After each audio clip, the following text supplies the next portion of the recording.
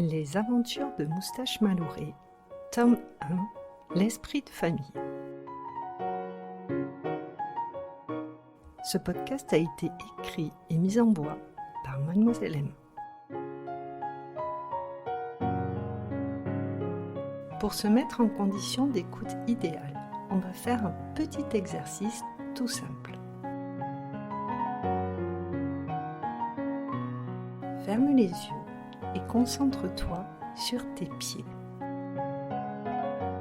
Tes orteils sont-ils détendus? Maintenant, déplace ta concentration vers tes mollets.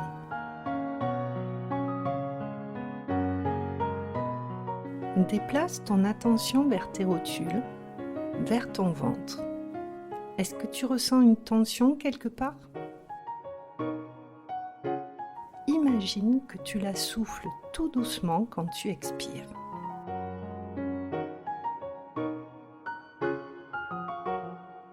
Continue vers tes bras, tes mains, ton cou, ta tête. Souffle toutes les tensions.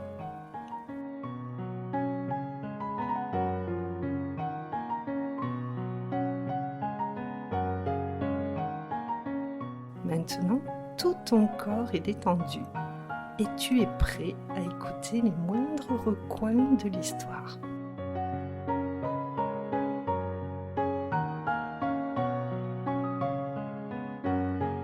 Je te souhaite à présent une bonne écoute.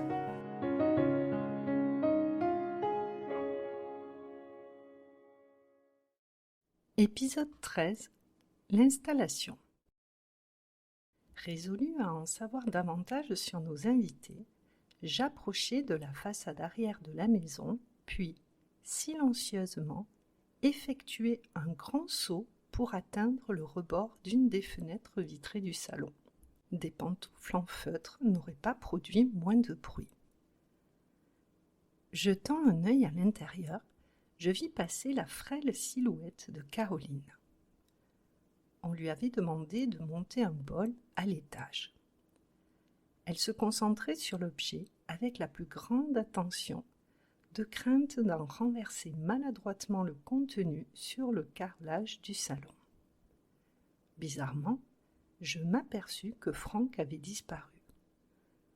Cela ne m'étonnait qu'à moitié. À tous les coups, le lâche était parti se planquer. Annie et Sam, eux, faisaient des allers-retours entre la cuisine et le salon, dressant la table au plus vite. De là où je me trouvais, j'avais l'impression d'écouter une conversation téléphonique un peu hachée. « Maman, je sors la copain, je les trouve ou épaisse. » J'entendais mal. « Peu importe, chérie, fais comme tu préfères, ça très bien, coupe pas, un, deux. » répondit-elle, tandis que je grimaçais, frustrée. Je pris la décision de descendre du rebord de cette fenêtre et d'aller me percher quelques mètres plus loin, près de celle de la cuisine. La réception s'améliora, mais je restais toutefois sur mes gardes. Ainsi postée, j'étais plus exposée. « Tu es gentil de me donner un coup de main, Samuel. » Il émit un léger grognement avant de rétorquer.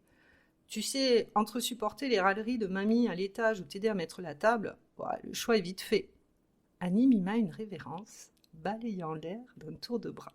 « Ta générosité te perdra, mon fils, » lança-t-elle, avec une expression qui oscillait entre un rire évident et une note de désespoir.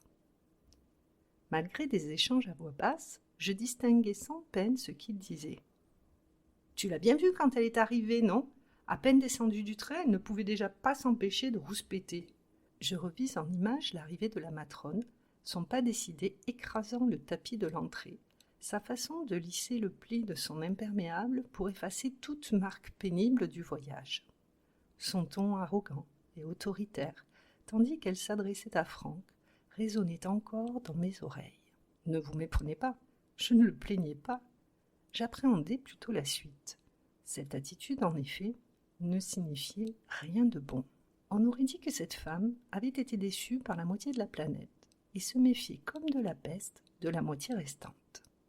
Difficile de croire qu'Annie était sa fille, tant les personnalités des deux femmes étaient diamétralement opposées. Je vis cette dernière poser une carafe d'eau sur la table et, d'un geste, la faire glisser vers son fils. « Mamie Henriette a eu une vie difficile, tu sais bien. »« Oui, je sais, » répondit-il en récitant à toute vitesse la succession des faits qu'il connaissait par cœur. « Papy est mort quand tu étais petite et du jour au lendemain, elle s'est retrouvée seule. Elle a dû tout assumer. Elle est devenue de plus en plus aigrie et les années ne l'ont pas arrangée. » Le jeune homme marqua une pause. « À mon avis, au départ, elle avait quand même un sacré potentiel, » balança-t-il en souriant. Il rit de l'effet que sa réflexion avait produit. Sa mère faisait une tête de 3 kilomètres de long. « Eh bien, dit-elle en lui roulant de gros yeux, quel résumé édifiant. Je ne te félicite pas. » Il n'y est pas allé de main morte, me dis-je, amusé. « Ben quoi » s'exclama-t-il, grosso modo, c'est ce que tu nous as raconté, non ? Fit-il d'un air faussement innocent. Elle leva les sourcils. Une moue réprobatrice lui fronçait le visage. « Je pense tout de même avoir fait preuve d'une ou deux subtilités supplémentaires, jeune homme, dit-elle en secouant la tête d'un air mécontent. Puis, son regard changea subitement, et elle resta pensive un moment. « Mais tu as raison dans un sens, avoua-t-elle résignée. Elle s'est retrouvée veuve très jeune, à devoir à la fois m'élever et travailler. À l'époque, je n'étais encore qu'un bébé. Ce n'était pas facile de tout gérer. » Elle fit une pause. « Et puis, j'ai rencontré ton père. Nous sommes immédiatement tombés très amoureux. » À ces mots, mon museau se tordit. La jalousie venait encore de me piquer douloureusement le cœur.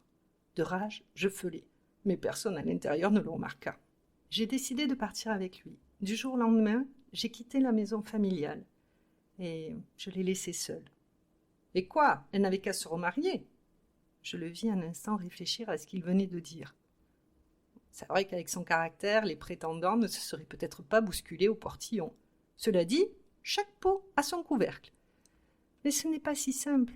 Elle l'avait trouvé, son couvercle, figure-toi, dit-elle en souriant. Papy était son grand amour. Elle n'a jamais voulu d'autre homme dans sa vie.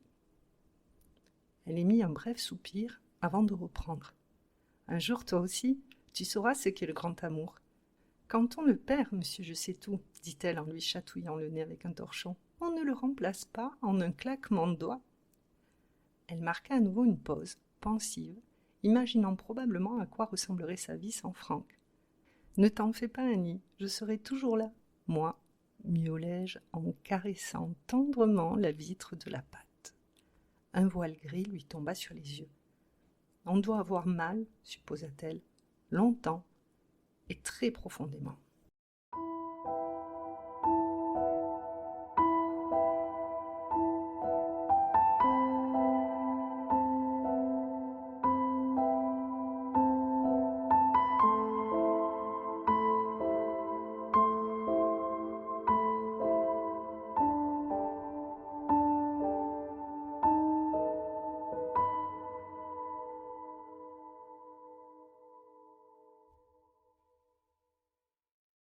Soudain, je vis qu'ils tournaient tous deux la tête vers les escaliers.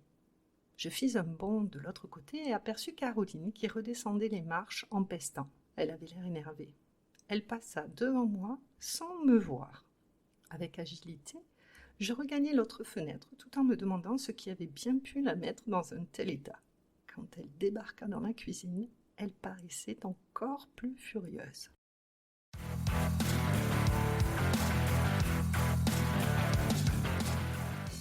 L'eau était trop froide pour Rouski. Il a fallu que je la change et que je remplisse le bol une seconde fois, avec de l'eau tempérée, s'il vous plaît. De la fumée lui sortait des narines. Maman, mamie n'est là que depuis 2 heures et j'ai déjà envie qu'elle parte.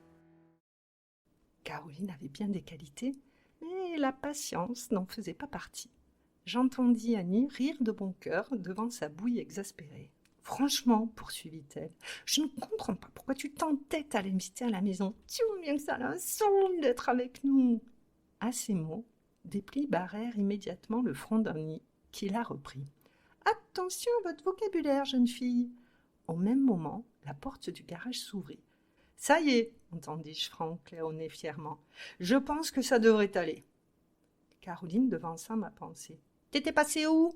lui demanda-t-elle. « Au garage.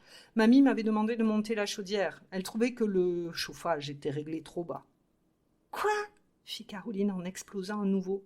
Si seulement sa mauvaise humeur pouvait décongeler avec, balança Sam. Franck était sur le point de condamner l'insolence de son fils quand, soudain, tous se retournèrent. Le pas lourd d'Henriette venait de résonner dans les escaliers. Annie agita aussitôt ses mains en l'air. « Allez, finissez vite de mettre la table, dit-elle en les pressant. Le poulet est prêt, j'arrive dans 1 minute. Et faites un effort pour sourire, ajouta-t-elle, sourcils arqués. Caroline et Samuel soupirèrent avant de quitter la pièce.